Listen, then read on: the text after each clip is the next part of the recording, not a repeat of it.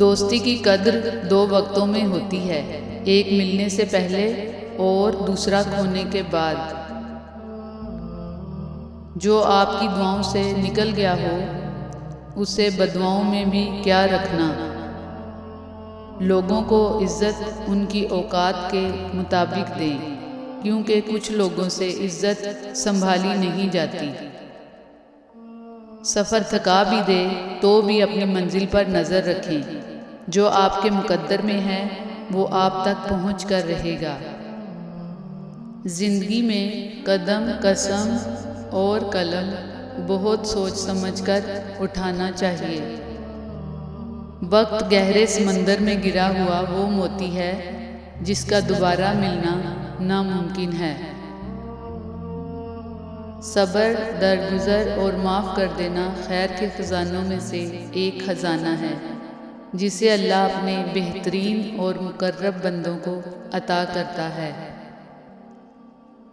کائنات کی سب سے مہنگی چیز کسی دوسرے کا احساس ہے، جو دنیا کے ہر انسان کے پاس نہیں ہوتا۔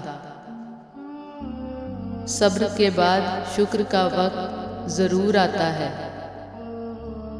دوست کے ساتھ اس نمک کی طرح رہو جو کھانے میں دکھائی نہیں دیتا، لیکن اگر نہ ہو تو اس کی کمی بہت محسوس ہوتی ہے۔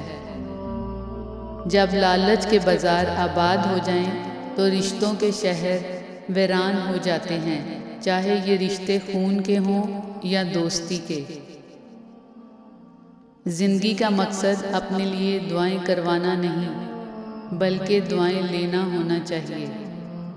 کامیابی کا نشہ کبھی دماغ کو چڑھنے مت دیجیے، اور ناکامی کا صدمہ کبھی دل پر مت لیجیے، ہمیشہ خوش رہیں گے۔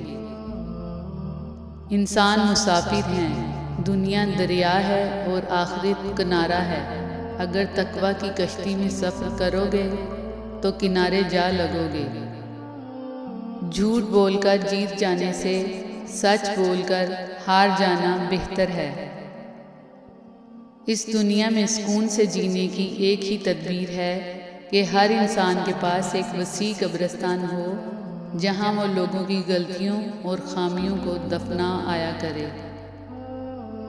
زندگی اگر روشنیوں کا تحفہ دے تو انہیں مت بھولنا جنہوں نے کبھی آپ کے اندھیرے بانٹے تھے۔